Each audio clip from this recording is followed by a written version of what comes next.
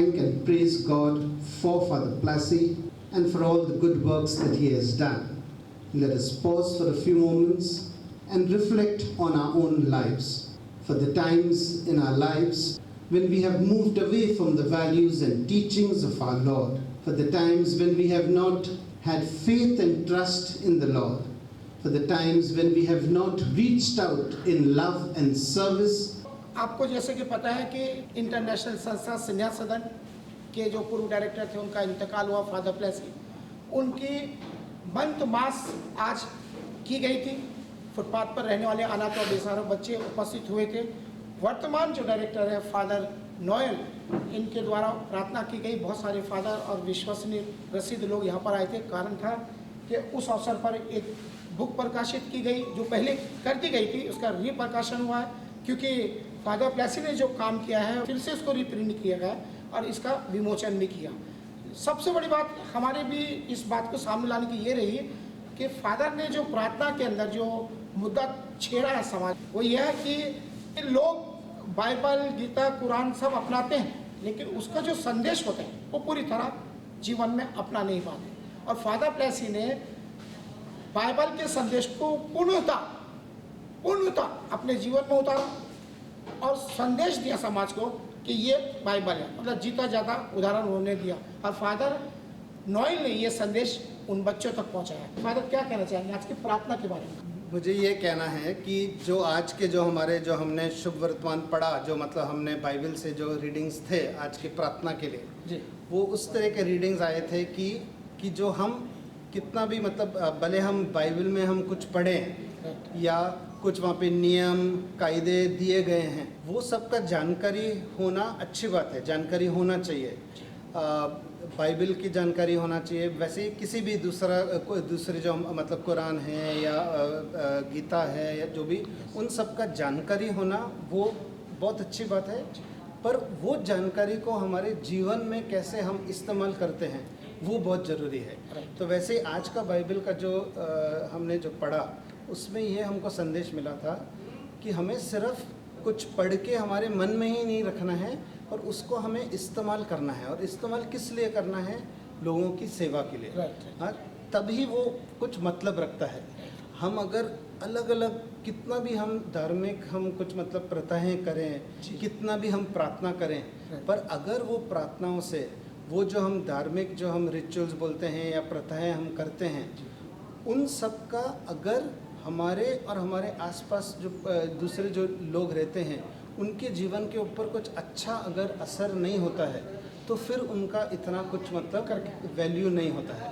पर जहाँ तक हमारे जितने भी जो हमारे धार्मिक प्रथाएं हैं, हमारे जो प्रार्थनाएं हैं, जहाँ तक वो हमको ज़्यादा उत्तेजित करते हैं लोगों की सेवा करने के लिए, तो उतना उसका ज़्यादा वैल्यू होता है, उतना उसका महत्व होता है। फादर, ये आज एक बुक का भी रीविमोशन किया गया है, इस बारे में क्या कहेंगे? ये किताब बच्चों के जीवन के ऊपर ही है। द लकीएस्ट वंस, मतलब सबसे जो खुशकिस्मत है, द लकीएस्ट वंस। तो उस तरह से कुछ 15-20 बच्चों के स्टोरीज इसमें हैं। पर लकीएस्ट वंस जो बोले मतलब ऐसा नहीं है कि ऐसे फादर ने चुने हैं कि सिर्फ जिनका मतलब ना बहुत अच्छा जीवन जगह है, एकदम अच्छे से वो सक्सेसफुल हुए हैं, ऐसा बात नहीं है कि उन्हीं का जीवन ऐसा चुना गया है इस किताब में। सब अलग अलग प्रकार के बच्चों का स्टोरीज इसमें हैं।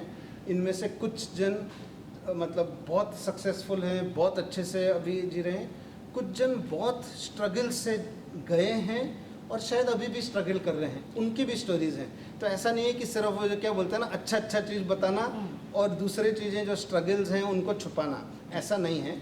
पर ये सब स्नेह सदन के बच्चों का स्टोरीज़ है जो ये फादर की इच्छा थी कि इस बुक का हम फिर से रीपब्लिकेशन करें, तो उसलिए ये किताब फिर से रिपब्लिश किया गया है। फादर, अक्सर समाज में देखा जाता है कि जो व्यक्तित्व अच्छा काम करते हैं उनके नाम से कुछ ना कुछ शुरू करते हैं। पॉलिटिकल स्तर पर तो बड़े स्तर पर होता है, सामाजिक स्तर पर भी होता है। पर ये सबसे बड़ी बात है कि मिशनरी के द्वारा भी मान्यता दे दी गई, जो वेलफेयर फाउंडेशन फादर प्लेसी का अस्तित्व इतना बड़ा आप लोगों ने देखा, दर्शाया, बच्चों के प्यार को आपने परखा। तो ये वेलफेयर फाउंडेशन जो लोनावाला में था उसको स्थापना कर रहे हैं, उसकी भूमिका क्या फादर? वहाँ पे हमारा जो स्नेह सदन का जो एक हमारा जगह है लोनावला में, जी। तो उसको हम फादर प्लेसी के नाम से हम आगे चलाना चाहते हैं। हाँ। जो फादर प्लेसिडो चाइल्ड डेवलपमेंट सेंटर, ओह। उस नाम से हम उसको आगे हम इस्तेमाल करना चाह रहे हैं, यूज़ करना चाह रहे हैं। तो उस तरह से हमको डेवलप करना है। वो जगह तो हमारे पास है, वो हम यूज़ भी करते आ रहे हैं बहुत सालों से। हमारे बच्चों के कैंप्स के लिए ये सब हम यूज़ करते थे। पर अभी हमको बाकी सब बच्चे भी हैं, कोई भी दूसरे स्कूल के बच्चे हैं, कॉलेज के बच्चे हैं हो, या फिर जो अलग अलग एनजीओ के बच्चे हैं जिनके पास हो सकता है उस तरह की जगह ना हो, तो ये जो जगह हमारे पास अवेलेबल है उसका हम इस्तेमाल करना चाहेंगे, जहाँ लोग वहाँ पे जाके अलग अलग ट्रेनिंग प्रोग्राम कर सकते हैं। स्काउट्स एनसीसी वाले वो भी वो जगह की इस्तेमाल कर सकते हैं अलग अलग प्रोग्राम्स के लिए। तो उस हम कुछ मतलब प्रोफेशनल लोग से भी हमारी चर्चा चल रही है जो ऐसे कैंप्स ऑर्गेनाइज करते हैं, पर उनके पास इस तरह का कोई जगह नहीं है। तो वो भी उनके साथ में कोलैबोरेट करके कोऑर्डिनेट करके वो भी लोग वहाँ पे ये बच्चों के ग्रुप्स ला सकते हैं, ताकि मतलब बच्चों को ऐसा एक कोई जगह मिल सके जहाँ पे इस तरह का हम डेवलपमेंट उनकी मतलब डेवलपमेंट कर सकें। वो हमारी प्लान है। विशेष करके जब एक बार लॉकडाउन ये सब कुछ मतलब चले जाएगा, कोविड का ख़त्म होने के बाद, लॉकडाउन ख़त्म होने के बाद फिर हम वो अच्छी तरह से वो स्टार्ट कर सकेंगे। तो अभी हमारी तैयारी है कि वो तैयार रख सके कि जैसे ही लॉकडाउन सब ख़त्म होएगा तो बच्चे उस सेंटर के मतलब इस्तेमाल कर सकें। मतलब आधार तो उपलब्ध हो चुका है, श्रीनंदन का 40 नंबर की जो जगह है वो, और योजना आपके दिमाग में बन चुकी। अब ये पूर्णतः सक्सेसफुल हो, उसके लिए ये इस आपकी कुछ अपील है समाज से, जो बच्चों के बीच में जो कार्य किया उनसे क्या अपील है? ये सहयोग की अपील है। सहयोग की अपील है कि इसके लिए ऑफकोर्स हमको वो डेवलप करने के लिए तैयार रखने के लिए कि मतलब ये चाइल्ड डेवलपमेंट प्रोग्राम्स हम कर सके, तो उसलिए हमको ऑफकोर्स फंड्स की ज़रूरत रहेगी। तो वो हमको हम चाहेंगे कि कोई भी लोग इस तरह से हमारी मदद करना चाहें, ये father Placido development centre child development centre के लिए कुछ अगर डोनेट करना चाहते हैं तो यहाँ पे हमारा मतलब बैंक अकाउंट की डिटेल्स, बाकी भी कुछ जो हमारे प्लान्स हैं, क्या हम करना चाहते हैं, उसके बारे में भी ये ब्रोशर में लिखा है। तो हमारी ऐसे मतलब विश है, कामना है कि लोग इसमें मदद करें ताकि बच्चों को इसका फ़ायदा हो सके। सो कुल मिलाकर यही है कि एक व्यक्तित्व ऐसा बने समाज में कि जिसको आगे बढ़ाया जा सके, और फादर प्लेसी ने उसको सिद्ध किया है।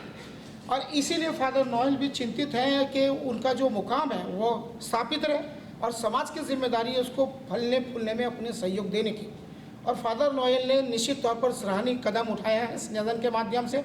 अब समाज की जिम्मेदारी बन जाती है कि इसको किस तरीके से ताकत देकर इसको अच्छे लोग जो काम करते हैं समाज में, उनका जो दृष्टिकोण है, उनका जो सपना है, उनका जो लक्ष्य है, वो जिंदा रह सके। एक निश्चित तौर पर सिंहासन के लिए जो एक ऐतिहासिक पुरुष बनकर उभरे हैं समाज के लिए, और फादर नोएल उस गाड़ी को आगे बढ़ाने में कोशिश में संघर्ष रहते हैं। समाज का भी फर्ज बनता है कि वो आगे आए और शेक हैंड करे फादर नोएल के साथ।